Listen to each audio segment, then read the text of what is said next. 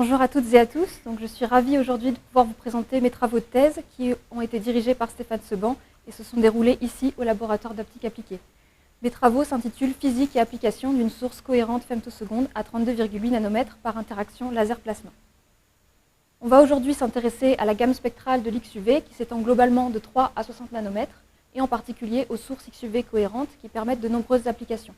D'abord, grâce aux courtes longueurs d'onde de ce rayonnement, on peut réaliser des applications d'holographie ou d'imagerie cohérente avec une résolution nanométrique. On peut aussi focaliser ce rayonnement sur des dimensions très petites et ainsi réaliser par exemple des nanostructures par ablation XUV et aussi accéder à des densités critiques extrêmement élevées, ce qui va permettre de sonder des plasmas denses. Grâce au développement de sources XUV cohérentes dont la durée d'impulsion est typiquement inférieure à la picoseconde, on peut aussi réaliser des applications de spectroscopie ultra rapide, de diffraction résolue en temps, et également étudier la dynamique de phénomènes ultra rapides, également avec une résolution nanométrique. Enfin, grâce à ces sources ultra brèves, on a aussi accès aux applications nécessitant de hautes intensités sur cible, comme par exemple l'optique non linéaire. Alors, il existe différents types de sources XUV cohérentes, notamment les synchrotrons et les lasers à électrons libres, qui émettent un rayonnement de type synchrotron sur une large gamme spectrale qui s'étend de l'infrarouge aux X durs. Dans la gamme spectrale de l'XUV, on peut notamment citer les lasers à électrons libres tels que Flash en Allemagne et Fermi en Italie, qui délivrent des impulsions de quelques dizaines de microjoules dans l'XUV et dont la durée d'impulsion est de l'ordre de quelques dizaines de femtosecondes. Donc ce sont des installations qui sont extrêmement performantes, mais qui sont aussi très imposantes et très coûteuses. Donc en parallèle, on a développé des sources XUV cohérentes qui sont un peu plus compactes et qui sont générées par laser, auxquelles on va s'intéresser aujourd'hui. On a notamment les harmoniques d'ordre élevé qui peuvent être générées sur cible solide ou comme on le voit ici sur cible gazeuse, qui proposent d'excellentes propriétés spatiales avec des cadences qui peuvent atteindre le kHz. On peut délivrer des impulsions de quelques dizaines de microjoules, couvrant la gamme femtoseconde à attoseconde et également couvrant une large gamme spectrale qui s'étend de 20 à 80 nanomètres. Mais l'efficacité de ce type de source est typiquement moins bonne autour des plus courtes longueurs d'onde de l'XUV, donc autour de 10 nanomètres. Enfin, on a les lasers XUV générés par interaction laser-plasma qui sont au cœur de mon sujet de thèse. Donc pour générer un effet laser dans l'XUV, on va avoir besoin de réaliser une condition d'inversion de population entre deux niveaux d'énergie d'une espèce lasante. Et on va avoir besoin, pour émettre dans l'XUV, d'un gap énergétique de quelques dizaines d'électronvolts, disponible typiquement dans un plasma, qui va nous servir de milieu amplificateur. Il existe différents schémas de pompage à l'heure actuelle, notamment le schéma de pompage collisionnel, auquel on va s'intéresser en particulier aujourd'hui, puisque c'est le seul schéma à l'heure actuelle à avoir permis de démontrer des amplifications à fort gain et d'atteindre la saturation. Alors comment fonctionne le schéma collisionnel? On va d'abord générer un plasma constitué d'ions multichargés. Ensuite, on va peupler le niveau supérieur de la transition laser par excitation collisionnelle, c'est-à-dire par collision entre les électrons chauds et les ions. Et le niveau inférieur de la transition va quant à lui être dépeuplé rapidement par une transition radiative rapide.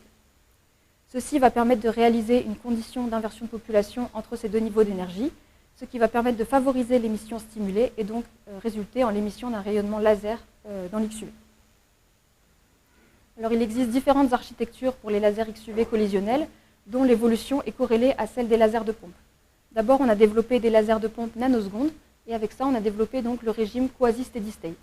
Donc, dans ce régime, on focalise sur une cible solide, une impulsion infrarouge longue, ce qui va permettre de générer une émission XUV très énergétique, avec jusqu'à 10 millijoules par impulsion, et dont la durée d'impulsion est relativement longue, de l'ordre de la centaine de picosecondes.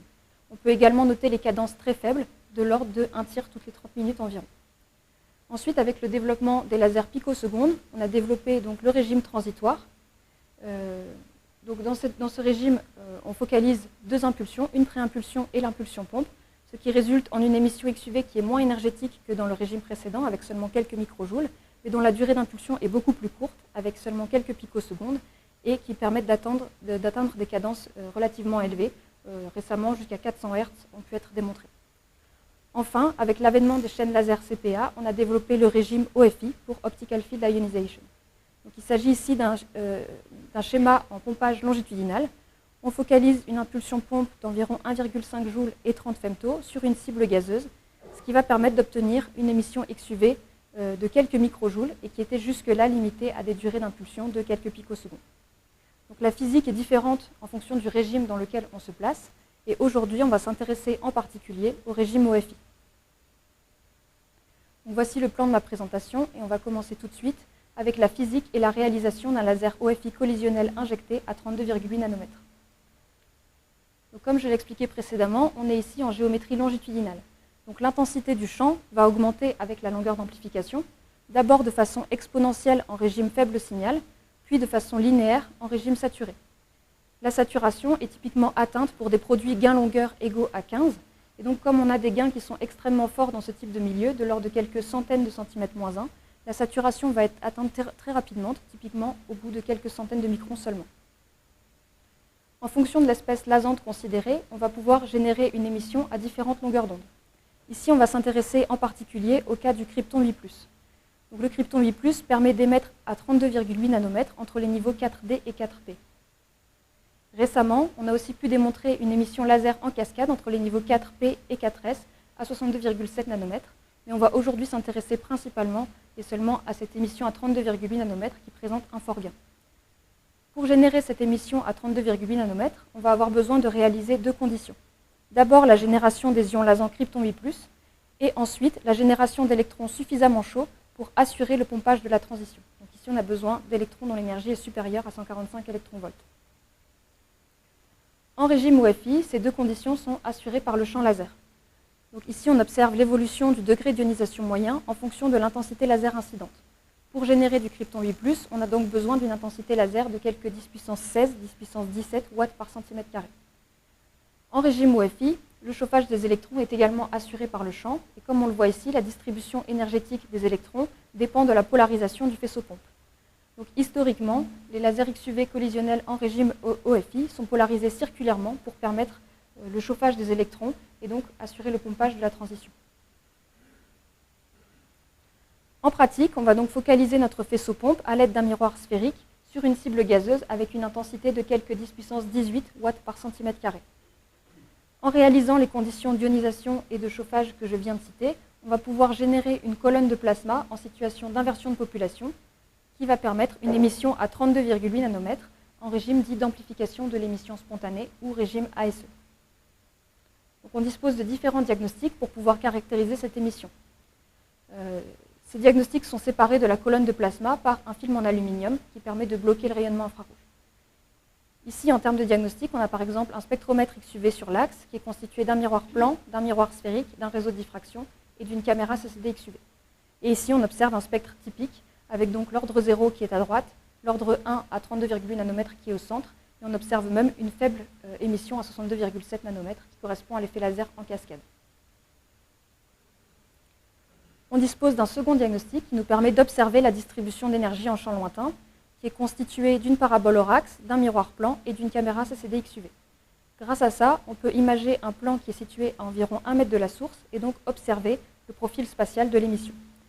En régime ASE, ce profil spatial est très inhomogène, très divergent avec une divergence supérieure à 10 milliradians et faiblement spatialement cohérent.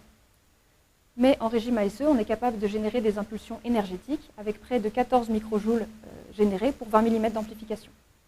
Donc on va chercher à tirer profit des qualités énergétiques de l'amplificateur tout en améliorant les propriétés spatiales de l'émission. Pour ça, on va utiliser une technique qui a été proposée en 1996 et qui a été démontrée expérimentalement ici au laboratoire en 2004. Cette technique consiste en l'injection d'une source harmonique externe à la même longueur d'onde que le rayonnement ASE dans le milieu amplificateur pendant le temps de vie du gain. Donc pour générer ces harmoniques, on va utiliser un second faisceau infrarouge qui va être focalisé dans une cellule de gaz, typiquement une cellule d'argon. Ça va donc générer des harmoniques d'ordre élevé qui vont être injectées dans le milieu amplificateur pendant le temps de vie du gain à l'aide d'un miroir torique et d'un miroir plan. Bien sûr, on a besoin de réaliser certaines conditions pour réaliser et réussir l'injection, des conditions de couplage spatial, temporel, mais aussi spectral. Donc pour cette dernière condition spectrale, on va utiliser le diagnostic que j'ai présenté précédemment, qui nous permet d'observer le spectre de l'émission harmonique. Donc on observe ici que dans l'argon, on génère les harmoniques impaires dont l'ordre est compris entre 19 et 25. Et on s'intéresse ici en particulier à l'harmonique 25, qu'on va optimiser et caler spectralement sur l'arrêt ASE à 32,8 nanomètres. Donc dans ces conditions, on va pouvoir obtenir une émission en régime injecté qui ressemble à ceci. On a un point chaud au centre qui correspond à l'harmonique amplifiée et on a autour de l'ASE résiduel. Pour mieux observer le profil spatial de l'harmonique, on dispose d'un troisième diagnostic qui est simplement constitué d'un miroir plan à 45 degrés et d'une caméra CCD XUV, qui permet d'observer respectivement l'harmonique injectée et l'harmonique amplifiée. Donc on constate que l'harmonique amplifiée conserve les propriétés spatiales de l'harmonique injectée, avec un faisceau qui est gaussien, en limite de diffraction, dont la divergence est assez faible, typiquement 1 milliradian, et qui est spatialement cohérent. En termes d'énergie, l'harmonique injectée a une énergie de l'ordre de 250 picojoules et l'harmonique amplifiée une énergie de l'ordre de 1,5 microjoules. Donc on a un facteur d'amplification environ 5000 entre les deux. Pendant cette thèse, on a pu développer un diagnostic qui est constitué d'une caméra CCD XUV et d'un film d'aluminium oxydé, permettant d'observer donc le profil spatial de l'harmonique amplifiée en réflectivité sur ce film d'aluminium oxydé et de contrôler tir à tir cette distribution d'énergie en parallèle d'un autre diagnostic ou d'une expérience. Donc, la physique de l'amplification en régime injecté est plus complexe que la physique de l'amplification en régime ASE et elle nécessite de résoudre un système qu'on appelle le système Maxwell-Bloch qui est constitué de 3 équations. Donc, on a une première équation qui correspond à l'équation qui décrit la propagation du champ, une seconde équation qui va décrire la polarisation qui va être induite par le champ harmonique lorsqu'elle va se propager dans le plasma, et enfin une troisième équation qui décrit l'évolution des populations atomiques en fonction des collisions et du champ laser. D'un point de vue simulation, j'ai eu la chance de pouvoir travailler avec Eduardo Oliva de l'Université Polytechnique de Madrid, qui a développé un code Maxwell-Bloch 3D qui s'appelle DAGON, qui permet donc de résoudre ce système et de simuler l'amplification du champ harmonique dans le plasma. Donc ici, on observe un exemple de profil simulé. C'est un profil 3D, donc suivant les axes X, Y et l'axe de propagation. On est ici situé à une longueur d'amplification de 5 mm et on observe en fausse couleur et en isosurface l'intensité du champ harmonique et en niveau de gris l'inversion de population. Donc voici un exemple de simulation réalisée par DAGON pour une densité électronique de 6,19 électrons par centimètre cube. On observe respectivement de la gauche vers la droite l'inversion de population, la densité de polarisation et l'intensité du champ harmonique. Donc ici, on est situé à une longueur d'amplification de 330 microns, donc on observe simplement l'harmonique injectée. La durée de l'harmonique injectée est typiquement inférieure à 100 femtosecondes. Lorsqu'on va faire croître la longueur d'amplification, on va pouvoir donc générer une polarisation du milieu qui va rayonner et développer une traîne à la suite de l'harmonique. Donc la durée de l'harmonique injectée n'est pas conservée au cours de l'amplification et la durée de l'harmonique amplifiée va dépendre du temps pendant lequel le milieu est polarisé. Si on continue à faire croître la longueur d'amplification, on va développer des oscillations dans l'inversion de population qui correspondent à la compétition entre le peuplement du niveau supérieur de la transition par le pompage et son dépeuplement par le champ. Ces oscillations vont se répercuter dans le profil temporel de l'harmonique amplifiée et ce sont des oscillations qu'on appelle des oscillations de Rabi, dont la fréquence est proportionnelle à la racine de l'intensité. Donc lorsque la densité électronique va augmenter ou lorsque la longueur d'amplification va augmenter, la période de ces oscillations va diminuer. Typiquement à 6,19 électrons par centimètre cube, la période de ces oscillations va passer de 100 femtos à 4 mm à 50 femtos à 8 mm. Donc ce sont des oscillations qui sont extrêmement rapides. Dans ce type de milieu amplificateur, il y a une dépendance temporelle du gain à la densité électronique. Donc on observe ici en pointillé le degré d'ionisation moyen pour une densité électronique de 6,18 électrons par centimètre cube. Et on observe en très plein l'évolution temporelle du gain pour cette même densité électronique, qui correspond à la densité électronique typique qu'on peut obtenir en cellule de gaz. Le temps de vie du gain va être déterminé par le temps de vie des ions lasants, qui est limité par la surionisation de l'ion lasant causée par l'ionisation collisionnelle. Donc ici, le temps de vie du gain est de l'ordre de 10 picosecondes. Si on augmente la densité électronique à typiquement 8,19 électrons par centimètre cube, on peut typiquement trouver donc, en jet de gaz ce qu'on va utiliser ici, on observe non seulement qu'on obtient des coefficients de gain qui sont plus élevés, de l'ordre de quelques centaines de centimètres moins 1, qui sont favorisés, étant donné que l'inversion de population est favorisée. Et on observe également qu'on va obtenir une réduction du temps de vie des ions lasants, puisque la surionisation est plus rapide à cause des collisions électrons-ions. Donc on va, en augmentant la densité, interrompre de façon anticipée le gain. Ici, on a une durée de vie du gain qui est de l'ordre de 700 femtos. Si on continue à augmenter la densité électronique, à 4 10 puissance 20 électrons par centimètre cube, on observe encore ce phénomène de réduction de la durée de vie du gain qui passe ici à 150 femtos. Il faut bien avoir en tête que ces temps de vie du gain sont très courts et dépendent de la facilité qu'on va avoir à surioniser l'ion lasant et dépendent donc de l'espèce lasante considérée. Donc ici, ces durées de vie du gain très courtes ont été obtenues dans le cas spécifique du krypton 8+. Donc, avant le début de ma thèse, on a pu montrer expérimentalement et numériquement cette réduction de la durée de vie du gain à haute densité. Et on a également pu montrer numériquement, avant le début de ma thèse, que la durée de l'impulsion XUV était impactée par la durée de vie du gain.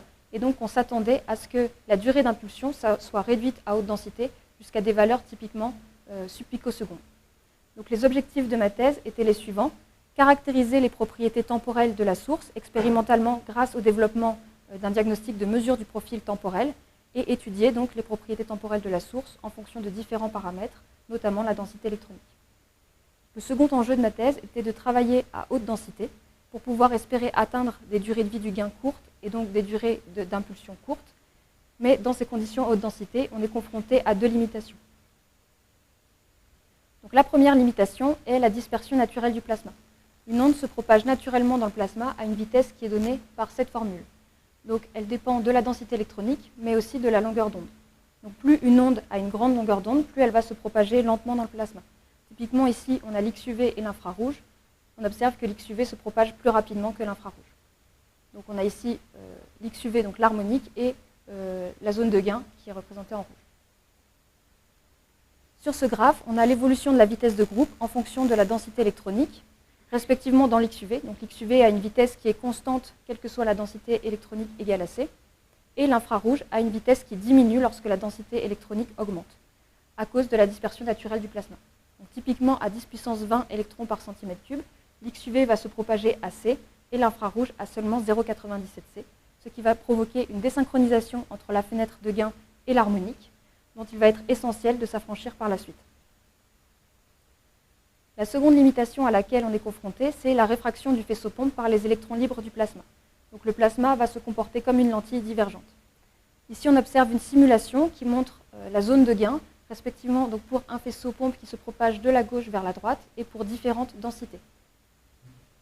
On observe que plus la densité augmente, plus la zone de gain est courte et donc plus la longueur effective de l'amplification va être courte en raison de la défocalisation du faisceau-pompe. C'est un problème qui est déjà extrêmement critique à basse densité et aux hautes densités auxquelles on souhaite travailler, typiquement quelques 10 puissance 19, 10 puissance 20 électrons par centimètre cube. Il va falloir s'affranchir de ce phénomène, ce qu'on va faire en guidant le faisceau-pompe. Pour guider le faisceau-pompe, on va avoir besoin de créer un canal plasma qui va être préformé par laser et qui va être constitué donc d'un creux de densité électronique sur l'axe optique qui va permettre au faisceau-pompe de se propager. Pour générer ce canal plasma, on va focaliser à l'aide d'un axicon en une ligne focale deux impulsions. D'abord un igniteur de 150 millijoules et 30 femto qui va permettre de générer des électrons primaires, puis un heater 700 millijoules et 600 picosecondes qui va permettre de chauffer le plasma et d'engendrer une ionisation par avalanche collisionnelle. Enfin, après typiquement quelques nanosecondes, on aura eu une expansion hydrodynamique naturelle du plasma qui va donc présenter un creux de densité électronique sur l'axe optique qui va permettre au faisceau-pompe de se propager. Donc, le setup expérimental complet de l'expérience ressemble à ceci. On envoie d'abord la séquence de guidage constituée de l'igniteur et du heater, focalisée par l'axicon en une ligne focale sur la longueur du jet de gaz. Puis on focalise le faisceau-pompe à l'aide du miroir sphérique en entrée du canal plasma. Et enfin, on injecte les harmoniques pendant le temps de vie du gain. On dispose de différents diagnostics pour pouvoir caractériser le canal plasma, notamment des diagnostics d'interférométrie et d'ombroscopie. Donc ici, on observe par exemple un canal plasma d'1 cm de long qui est généré, qui est observé avec un grandissement de 1. Et ici, ce même canal plasma observé avec un grandissement de 10. Par interférométrie, on va pouvoir remonter au profil de densité électronique du canal et en sondant le plasma à différents instants, on va pouvoir observer l'évolution temporelle du canal. Donc ici, suivant l'arrivée de l'igniteur et du heater, on observe un pic de densité électronique sur l'axe. Et ensuite, on observe l'expansion hydrodynamique du canal avec la densité qui diminue et le canal qui se creuse progressivement dans le temps. On va typiquement envoyer le faisceau-pompe environ 1,5 nanosecondes à 2 nanosecondes après le passage de la séquence. Donc on se place typiquement ici sur le profil qui est en jaune, donc qui présente une densité électronique importante, mais à la fois un profil guidant. On dispose aussi d'un autre diagnostic qui nous permet d'observer et de quantifier la qualité et la quantité de faisceaux-pompe guidés par le canal plasma. Donc ce diagnostic est constitué de 2 wedges, 2 doublés et une caméra CCD, qui nous permet d'imager à pleine énergie et sous vide le faisceau-pompe en entrée du plasma, auquel cas on observe simplement la tâche focale du faisceau-pompe, et en sortie du plasma. Dans le cas où le guidage n'est pas implémenté, on observe un faisceau infrarouge qui est fortement réfracté et on mesure une transmission inférieure à 1%. En revanche, dans le cas où le guidage est implémenté, on observe que le faisceau infrarouge reste globalement collimaté à la dimension du canal plasma qui est représenté par le cercle en rouge, qui est de l'ordre de 80 à 100 microns. Pour 10 mm d'amplification, on mesure une transmission de l'ordre de 40%. Donc voici à quoi ressemble la manip en réalité. Elle est située dans la salle jaune du laboratoire d'optique appliquée. On a les faisceaux laser qui arrivent par ici. Ici, on a l'enceinte expérimentale principale qui accueille le milieu amplificateur. Sur la droite, on a la partie injection, donc, avec les harmoniques qui sont générées à peu près ici et injectées par ce tube dans l'amplificateur. Et enfin, sur la partie gauche, on a tous les diagnostics du rayonnement XUV.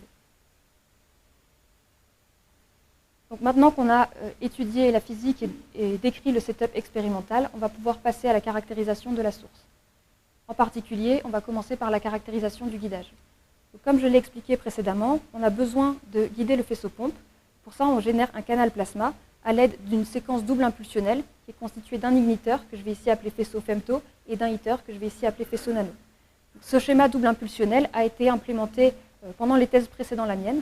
Et entre la fin de la thèse précédente en 2015 et le début de ma thèse en 2019, ce schéma double impulsionnel a été simplifié en un schéma constitué d'une impulsion longue unique, par souci de commodité et parce qu'on pensait alors ce schéma aussi performant que le précédent. Donc pendant ma thèse, j'ai pu caractériser ces deux techniques de guidage et essayer de les comparer pour trouver quelle était la meilleure technique. Ici, on observe donc le faisceau pompe infrarouge en sortie du canal plasma, respectivement dans le cas du femto plus nano et dans le cas nano, donc après une longueur d'amplification de 10 mm. Dans les deux cas, on observe un guidage qui est multimode et on mesure une transmission de l'ordre de 40% pour 10 mm d'amplification, qui est suffisante, sachant que l'intensité pompe est largement supérieure à l'intensité requise pour générer les ions laser. Ensuite, on a caractérisé l'évolution temporelle du canal, notamment l'évolution temporelle du diamètre du canal. Donc on a ici l'évolution du diamètre du canal dans le cas nano en bleu et du cas nano plus femto en rouge. On observe dans les deux cas une allure qui est similaire et on mesure une vitesse d'expansion identique de l'ordre de 30 microns par nanoseconde. On a également caractérisé l'évolution temporelle de la densité moyenne dans le canal. Donc on observe dans les deux cas une allure qui est relativement similaire, mais avec néanmoins une grosse différence, puisque la densité électronique est 2 fois plus faible dans le canal généré par nano seul que dans le canal généré par nano plus femto. Donc ici, j'ai répertorié sur ce graphe les différentes énergies contenues dans l'harmonique amplifiée et les différentes densités électroniques qu'on a pu atteindre pendant les différents runs expérimentaux de ma thèse. J'ai commencé à travailler avec un guidage par nano seul, ce qui menait à des énergies contenues dans l'harmonique amplifiée relativement faibles de seulement 0,5 microjoules et de densité électronique de maximum 6,19 électrons par centimètre cube. À partir du moment où on a réimplémenté la séquence femto plus nano, donc dès début 2021, on a pu atteindre à nouveau des énergies proches de 2 microjoules pour 10 mm d'amplification et atteindre des densités électroniques beaucoup plus proches de 10 puissance 20 électrons par centimètre cube. Donc on peut se demander si cette augmentation de la densité a été accompagnée d'une réduction de la durée de vie du gain. C'est ce qu'on a essayé de mesurer, donc en mesurant la dynamique de l'amplification pour différentes densités électroniques. Comme ça a été décrit dans cet article, on peut estimer la dynamique de l'amplification en mesurant l'évolution de l'énergie contenue dans l'harmonique amplifiée en fonction du délai d'injection harmonique. Donc si l'harmonique arrive avant ou après le temps de vie du gain, elle n'est pas amplifiée. En revanche, si elle arrive pendant le temps de vie du gain, elle est amplifiée. Et cette mesure nous permet donc de remonter à la durée de vie du gain. Ici, pour 4,419 électrons par centimètre cube, on mesure une durée de vie de l'amplification de 1,6 picosecondes RMS. Lorsqu'on a augmenté la densité électronique à 7,619 électrons par centimètre cube, on a observé d'abord un front de montée de l'amplification beaucoup plus raide, un optimum plus important que dans le cas précédent et atteint plus tôt que dans le cas précédent en raison de l'inversion de population qui est favorisée. Et on a également mesuré l'interruption anticipée du gain avec une durée de vie de l'amplification de 1 picoseconde seulement. Donc on peut maintenant se demander si cette durée de vie du gain réduite à haute densité implique des durées d'impulsion courtes, ce qu'on va essayer de mesurer expérimentalement dans la partie suivante avec la caractérisation temporelle de la source. Donc, un des objectifs majeurs de ma thèse était de développer un diagnostic de mesure du profil temporel de l'impulsion XUV. Le cahier des charges était le suivant: pouvoir effectuer une mesure en un tir unique compte tenu de la stabilité de la source, pouvoir étudier une fenêtre temporelle de quelques picosecondes compte tenu des durées d'impulsion attendues à basse densité, et avoir une résolution de l'ordre de 100 femtosecondes compte tenu des durées d'impulsion sub-picosecondes attendues à haute densité et des oscillations de Rabi dont la période est extrêmement courte. Donc on a développé ce diagnostic, qui est un diagnostic de type pompe-sonde. Donc on envoie sur un miroir multicouche qui est constitué de couches de B4C et de silicone simultanément le faisceau XUV à étudier et une impulsion infrarouge, donc de 20 millijoules 30 femto, qui va être focalisée par un miroir sphérique en une ligne focale sur le miroir multicouche. Le front d'onde du faisceau infrarouge est tilté de sorte à ce que l'énergie est déposée progressivement le long de la ligne et dans le temps. Donc on a une correspondance entre la coordonnée spatiale x et la coordonnée temporelle tau qui correspond au moment d'arrivée de l'impulsion infrarouge. Et la vitesse de dépôt de la ligne infrarouge est donnée par la formule c divisée par cos de θ, avec 2θ à l'angle qui est ici. Donc expérimentalement, on avait une vitesse de dépôt de la ligne qui était comprise entre 2 et 4c. Ensuite, on image le miroir multicouche à l'aide d'un second miroir sphérique et d'une caméra CCD XUV. À partir du calcul de différentes incertitudes, on a pu estimer la résolution de notre diagnostic à environ 200 femto.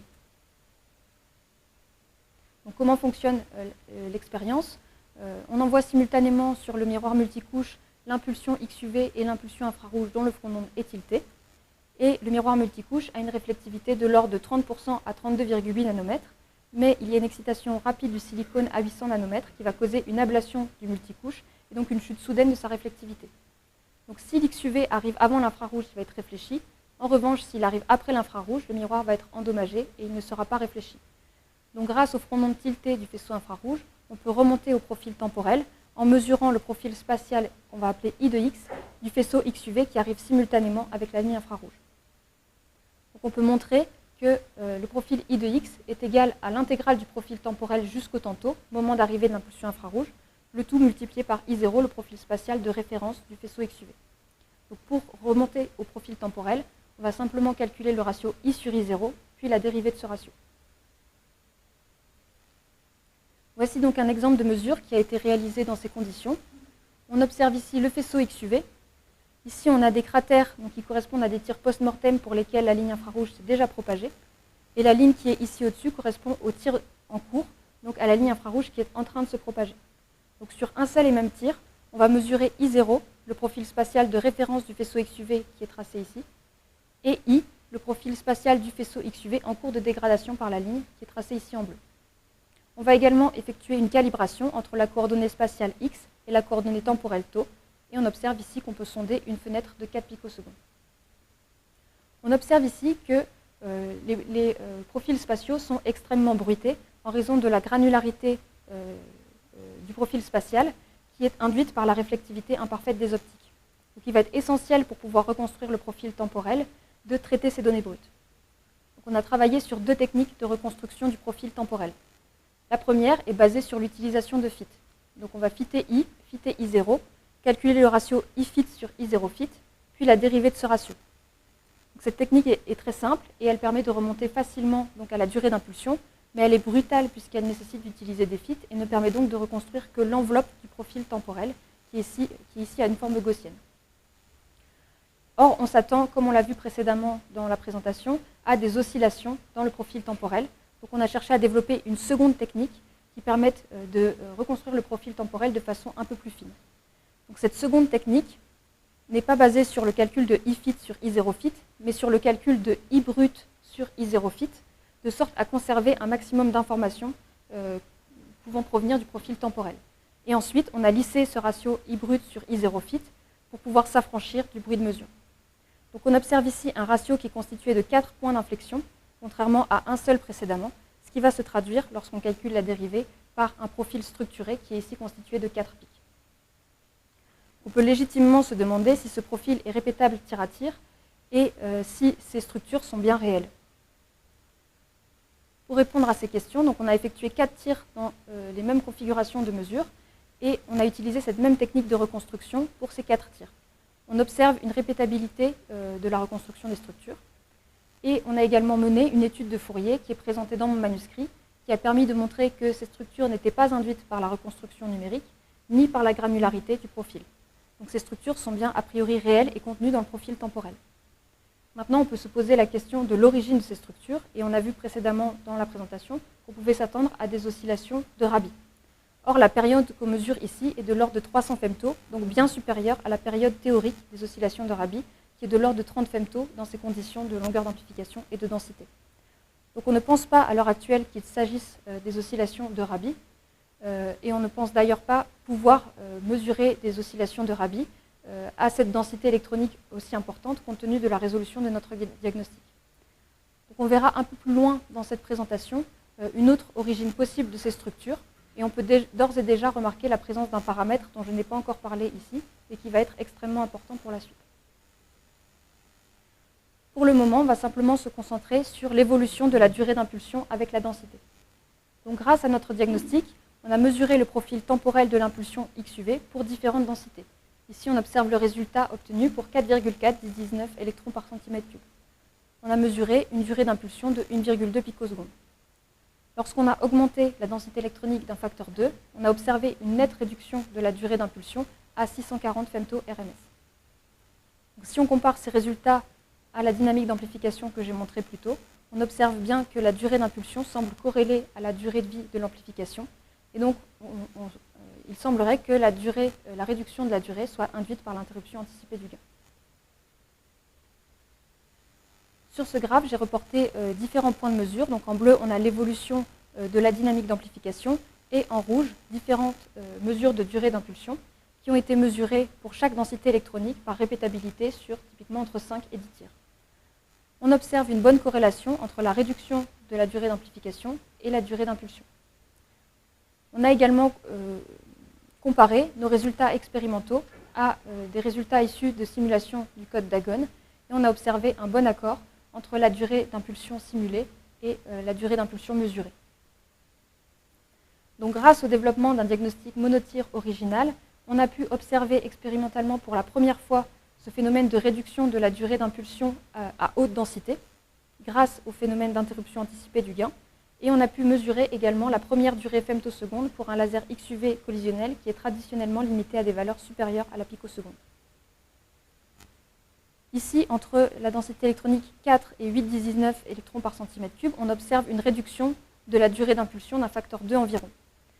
Dans le même temps, on a pu observer que l'énergie contenue dans l'harmonique amplifiée augmentait en fonction de la densité électronique, et sur cette même plage de densité, on observe une augmentation de l'énergie contenue dans l'harmonique amplifiée d'un facteur environ 5.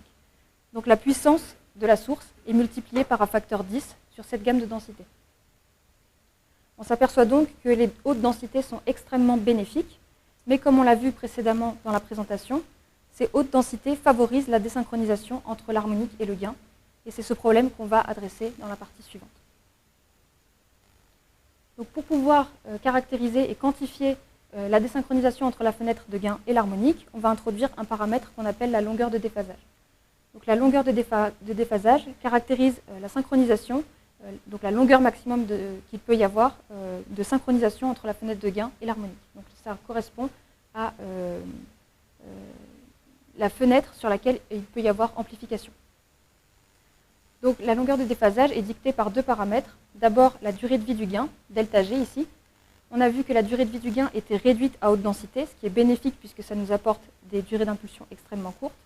Mais la longueur de déphasage est également dépendante de la vitesse de groupe du faisceau pompe qui diminue naturellement à haute densité à cause de la dispersion naturelle du plasma. En conséquence, on a donc une longueur de déphasage qui diminue très fortement lorsque la densité électronique augmente. Donc ici, j'ai représenté par la zone en jaune la gamme de densité électronique qu'on a étudiée pendant cette thèse. Donc on a commencé à travailler à des densités relativement faibles de l'ordre de 4,19 électrons par centimètre cube. On observe que pour ces densités faibles, la longueur de déphasage est supérieure à 10 mm, donc supérieure à la longueur du G. Donc on n'était pas encore confronté à ce problème de désynchronisation. Quand on a augmenté la densité électronique jusqu'à 8,19 électrons par centimètre cube, on a observé donc, une longueur de déphasage de 4 mm inférieure à la longueur du G. Donc on est maintenant confronté à ce problème de désynchronisation. Si on projette un peu plus loin, par exemple à 5,10 puissance 20 électrons par centimètre cube, on observe que la longueur de déphasage passe même sous la barre des 200 microns. Il va donc être absolument primordial de se concentrer sur ce problème de désynchronisation et d'ajuster la vitesse de groupe du faisceau pompe. Pour ça, on va utiliser des couplages spatio-temporels. Pour expliquer comment fonctionne cette technique, on va partir d'un cas simple sans couplage. Donc on a un faisceau pompe qui se propage naturellement dans le plasma à une vitesse de groupe naturelle, qui est donnée par cette pente. Et étant donné qu'on n'a pas de couplage spatio-temporel, toutes les composantes spectrales vont se propager en même temps, et être focalisé dans le même plan longitudinal Z. Maintenant, on va ajouter un premier couplage spatio-temporel qui s'appelle la PFC, ou Pulse Front Curvature, qui correspond, comme on le voit ici, à une dépendance de la courbure du front d'onde en lambda. Donc, le PFC peut également s'expliquer comme un retard radial du front d'impulsion sur le front d'onde, qui est exprimé par cette formule, qui dépend donc quadratiquement du rayon, et qui dépend d'un paramètre qu'on va appeler alpha en femto par centimètre carré. Donc ce paramètre alpha caractérise la force de la PFC. En champ lointain, le PFC est équivalente à du chromatisme longitudinal, c'est-à-dire à une dépendance de la position longitudinale Z du plan focal en lambda, qui est donnée par cette formule, qui dépend donc également de alpha. Donc sur notre schéma, on va ici introduire une quantité donnée de PFC, par exemple ici alpha négatif, et on va déposer en amont les composantes bleues et en aval les composantes rouges. Maintenant, on va introduire un second couplage spatio-temporel qui s'appelle le chirp temporel, qui est bien connu puisqu'il est utilisé dans les chaînes CPA pour étirer ou comprimer l'impulsion. Donc ici, on peut écrire le champ laser sous la forme E égale A exponentielle IFI avec phi la phase spectrale. Phase spectrale qu'on va décomposer et développer suivant un développement de Taylor. Et on va ici s'intéresser en particulier à l'ordre 2. On va appeler bêta le coefficient qui correspond à moins la dérivée seconde de la phase spectrale, qui s'exprime en femtoseconde carré, et qui permet donc de quantifier la quantité de chirp temporel. Donc, ajouter du chirp temporel à une impulsion, c'est donner une avance temporelle à certaines de ces composantes spectrales par rapport à d'autres, ce qui résulte en un étirement de l'impulsion. Donc ici, on va par exemple ajouter une quantité de chirp temporel bêta positive, ce qui va induire donc une avance temporelle des composantes bleues par rapport aux composantes rouges. Maintenant, si on a simultanément les deux couplages spatio-temporels PFC et chirp temporel, on va venir étaler, suivant la direction longitudinale, le dépôt des différentes composantes spectrales grâce au PFC. Et grâce au chirp temporel, on va ajuster le délai auquel chaque composante spectrale arrive. Donc on va pouvoir ajuster la vitesse de dépôt de l'intensité pic, qui est donnée par cette pente en grise, donc qui correspond à la vitesse de groupe du faisceau pompe, qui est dans cette configuration pour alpha négatif et bêta positif, comprise entre 0 et la vitesse de groupe naturelle du faisceau pompe. Maintenant, si on prend différentes quantités alpha et bêta, on va pouvoir ajuster cette pente. Par exemple, en prenant alpha négatif et bêta négatif, on peut avoir une vitesse de groupe qui est supérieure à la vitesse de groupe naturelle du faisceau pompe, et même supérieure à C. Et en prenant alpha positif et bêta positif, on peut aussi avoir une vitesse de groupe qui est négative. Dans ce cas, on va simplement focaliser les composantes spectrales qui sont situées le plus loin de l'optique, et l'intensité pic va ensuite se rétropropager de l'aval vers l'amont. Expérimentalement, donc, pour ajuster la vitesse de groupe du faisceau pompe, on va jouer sur la quantité de chirp temporel et de PFC. Pour ajuster la quantité de chirp temporel bêta, on va jouer sur la distance entre les réseaux du compresseur et on va mesurer la quantité bêta grâce à la mesure de l'optimum de compression, par exemple au spider, et grâce à la connaissance des réseaux, de la distance entre les réseaux du compresseur. Pour ce qui est de la quantité de PFC, on va introduire une quantité de PFC donnée grâce à l'ajout d'un ou plusieurs doublés chromatiques dans la chaîne laser en amont de la compression. Ou alors, il est possible d'ajuster de façon dynamique la quantité de PFC en utilisant un unique doublé. Pour estimer la quantité alpha, on va passer par une mesure du chromatisme longitudinal en utilisant un Dazzler. Donc ici, on s'est placé dans le cas alpha égale 4 femto par centimètre carré. On a étudié l'impact de la vitesse de groupe sur notre source. Donc ici, en bleu, on a représenté l'énergie contenue dans l'harmonique amplifiée en fonction de bêta, c'est-à-dire en fonction du chirp, en fonction de la vitesse de groupe. Pardon. Donc ici, on observe un comportement qui est très clairement asymétrique, avec une chute raide du signal pour les chirps positifs et une décroissance un peu plus lente pour les chirps négatifs. On sait que la vitesse de groupe théorique ajustée par alpha et bêta est donnée par cette formule, et on observe la présence d'une asymptote localisée en bêta 0, donnée par cette formule. Donc si sur ce même graphe, je trace la vitesse de groupe en fonction de bêta, on observe effectivement la présence de cette asymptote, qui est localisée à l'endroit de la chute raide du signal.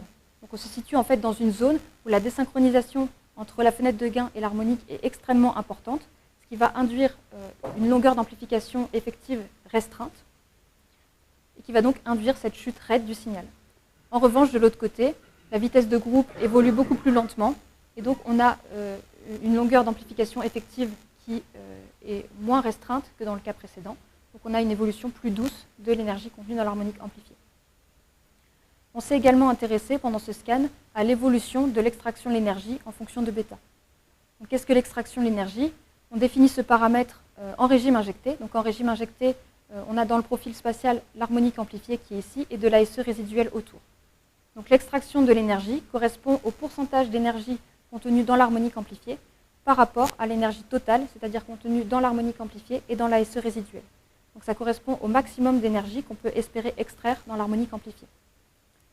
On a donc étudié l'évolution ici en vert de cette extraction de l'énergie en fonction de bêta, et on observe que l'optimum de l'extraction de l'énergie n'est pas atteint pour le chirp bêta égal à 0, mais pour le chirp qui correspond à une vitesse de groupe égale à c. Et on a pu mesurer un optimum de l'extraction de l'énergie de 60%. On a également effectué ces mesures dans un autre cas, donc pour alpha égale moins 9 femto par centimètre carré. À nouveau, on a observé un comportement asymétrique, mais cette fois-ci inverse au comportement précédent, puisqu'on a une chute raide pour les chirps négatifs qui à nouveau correspond à la position de l'asymptote, et une décroissance plus lente dans les chirps positifs où la vitesse de groupe varie de façon plus douce.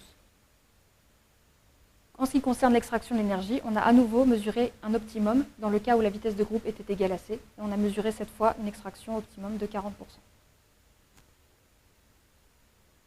Alors la vitesse de groupe n'a pas qu'un impact sur l'extraction de l'énergie, elle a aussi un impact sur la durée d'impulsion. Donc grâce à notre diagnostic de mesure du profil temporel de l'impulsion XUV, on a mesuré l'évolution de la durée de l'impulsion en fonction de la longueur de jet et en fonction de différentes vitesses de groupe. Ici, dans le cas d'une forte désynchronisation, on a observé une pente conséquente de 90 femto par millimètre. Pour une désynchronisation moyenne, on a observé une pente de 60 femto par millimètre. Et dans le cas d'une vitesse de groupe environ égale à c, on a observé une durée d'impulsion constante avec la longueur d'amplification. Donc, intuitivement, on peut expliquer les choses de cette manière. Lorsque l'infrarouge et l'XUV sont synchronisés, donc le gain est synchronisé avec l'harmonique et va toujours amplifier la même zone de l'harmonique, ce qui va mener à une durée qui est conservée au cours de l'amplification. En revanche, lorsque l'infrarouge et l'XUV sont désynchronisés, on va avoir un glissement progressif du gain le long de l'harmonique qui va amplifier différentes zones, ce qui va induire une durée qui augmente au cours de l'amplification.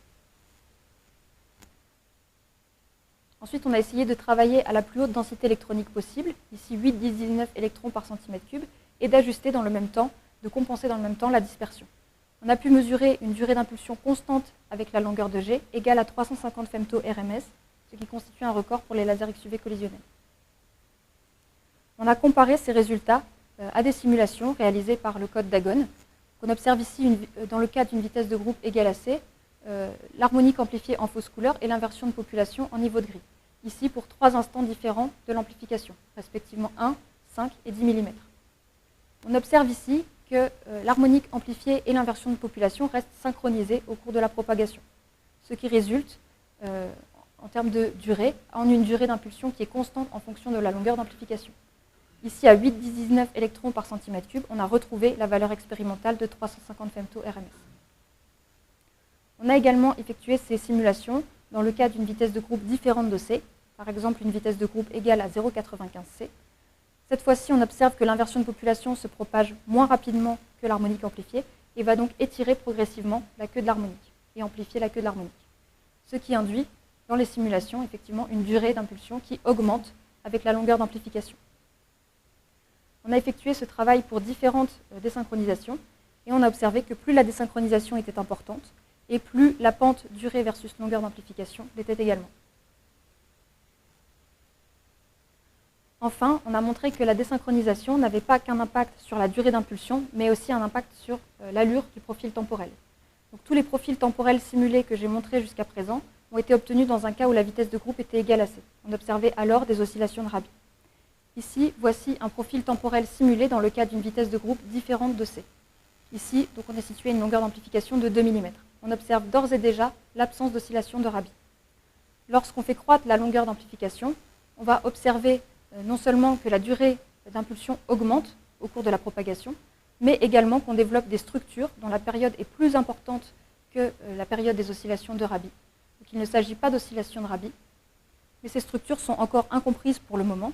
Néanmoins, on pense qu'elles sont induites par la désynchronisation entre le gain et l'harmonique. On a en effet effectué un grand nombre de simulations pour différents paramètres, et on a observé que ce type de structure était présent systématiquement dans le cas où la vitesse de groupe était différente de c. Et on a observé que l'allure de ces structures variait très brusquement et très rapidement en fonction de différents paramètres comme la longueur d'amplification, la vitesse de groupe ou la densité électronique.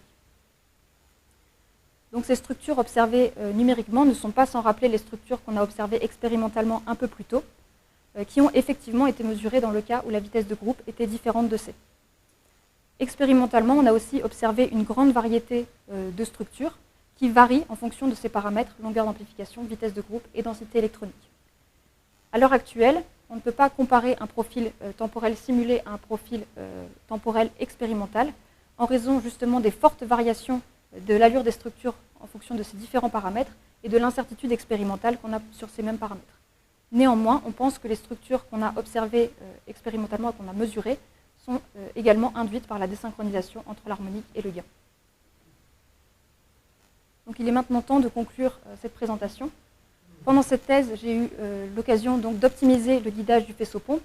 En réimplémentant la séquence femto plus nano, on a pu atteindre des densités électroniques de 10 puissance 20 électrons par centimètre cube, ce qui était crucial pour la suite de la thèse.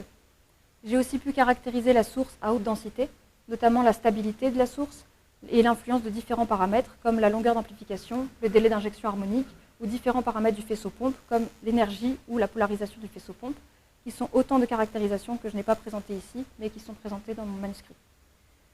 Ici, on s'est intéressé dans cette présentation à l'influence de la densité électronique sur la source. Ensuite, pendant cette thèse, j'ai pu développer un diagnostic original disposant d'une résolution de 200 femto qui a permis de mesurer de façon systématique la durée d'impulsion, et notamment donc, en fonction de différents paramètres comme la densité électronique. Et j'ai pu donc observer ce phénomène de réduction de la durée avec l'augmentation de la densité induite par l'interruption anticipée du gain, ce qui nous a permis de mesurer des durées subpicosecondes inédites pour les lasers XUV collisionnels. Enfin, j'ai appris à contrôler le déphasage entre le gain et l'harmonique en introduisant et en contrôlant la quantité de couplage spatio-temporel, ce qui nous a permis d'améliorer l'extraction de l'énergie jusqu'à 60% et de réduire la durée d'impulsion à 350 femto RMS. Enfin, on a observé numériquement et expérimentalement des structures qui sont a priori induites par la désynchronisation entre l'harmonique et le gain. Donc, ce travail laisse derrière lui de nombreuses perspectives, notamment des perspectives en vue d'une meilleure compréhension de la physique, en particulier une meilleure compréhension des structures induites par la désynchronisation entre l'harmonique et le gain. On pourrait notamment travailler sur une amélioration de la technique de reconstruction des structures. On pourrait aussi travailler sur le fait de réduire les différentes incertitudes expérimentales qui nous permettraient de comparer les profils temporels simulés aux profils temporels mesurés. Et on pourrait aussi travailler sur davantage de simulations numériques pour pouvoir comprendre ces structures. Ensuite, il ne faut pas oublier que numériquement, on a observé des oscillations de Rabi dans le cas où la vitesse de groupe était égale à C. On n'a pas pu observer pendant cette thèse ces oscillations de Rabi, ce pour deux raisons. D'abord parce qu'on a principalement travaillé à haute densité, où la période des oscillations de Rabi est extrêmement courte et donc inférieure à la résolution de notre diagnostic, et qu'on a principalement effectué des mesures dans le cas où la vitesse de groupe était différente de C. Or, on a vu numériquement que les oscillations de Rabi étaient absentes des profils temporels lorsque la vitesse de groupe était différente de C. Donc, pour pouvoir les observer expérimentalement, il vaudrait mieux se placer à basse densité, puisque ça permettrait d'avoir une dispersion naturelle du plasma qui est faible, donc de se placer naturellement dans un cas où la vitesse de groupe est proche de C, et aussi puisque la période des oscillations serait plus courte à basse densité et pourrait être mesurée par notre diagnostic. Ensuite, pendant cette thèse, je me suis principalement intéressée aux propriétés temporelles de la source, mais très peu aux propriétés spectrales, qui auraient pourtant pu s'avérer être une étude particulièrement intéressante et enrichissante. Ensuite, en vue de l'optimisation de la source, on est maintenant plus limité par la désynchronisation entre le gain et l'harmonique. Donc, en vue d'obtenir des impulsions plus brèves de l'ordre de 100 femto et plus énergétiques, de l'ordre de quelques dizaines de microjoules, on est maintenant limité seulement par notre capacité à pouvoir augmenter la densité électronique ou la longueur d'amplification. Pour augmenter la densité électronique, on peut travailler sur l'optimisation du guidage, notamment en travaillant et en optimisant le délai qu'on a entre l'igniteur et le heater, ce qu'on n'a pas fait ici. On peut aussi chercher à designer de nouvelles buses en optimisant donc leur géométrie pour pouvoir optimiser le gradient et le profil longitudinal de densité. Et on peut également envisager de travailler avec un faisceau-pompe doublé en fréquence, ce qui nous permettrait d'augmenter la densité critique. En vue de l'augmentation de la longueur d'amplification, on peut également travailler sur l'optimisation du guidage. Et on peut également envisager d'utiliser une axie parabole, ce qui présenterait de nombreux avantages. D'abord, on pourrait simplifier le setup expérimental, puisque l'axie parabole permettrait de focaliser le faisceau-pompe en une ligne de longueur donnée avec une intensité supérieure à l'intensité requise pour générer les ions lasants et constante le long de cette ligne, Donc on pourrait s'affranchir de générer un canal plasma. Et le second avantage de l'axis parabole, c'est qu'on pourrait ajuster la vitesse de groupe en jouant simplement sur la quantité de PFC et pas sur la quantité de church temporel qui peut faire décroître l'intensité pompe. Enfin, pendant cette thèse, j'ai eu la chance de pouvoir réaliser en collaboration avec une équipe allemande, une première expérience d'application qui a permis de démontrer la première génération de seconde harmonique dans l'XUV à l'aide de la source que je viens de vous présenter. Donc, cette première expérience d'application et les optimisations des performances de la source que j'ai présentée ici ouvrent de nombreuses perspectives en termes d'application. Pour clôturer cette présentation, je voudrais bien évidemment remercier toutes les personnes avec qui j'ai partagé ces 3 années et remercier également les membres du jury d'avoir accepté de relire mon manuscrit et d'être présents aujourd'hui. Et enfin, je vous remercie toutes et tous pour votre attention.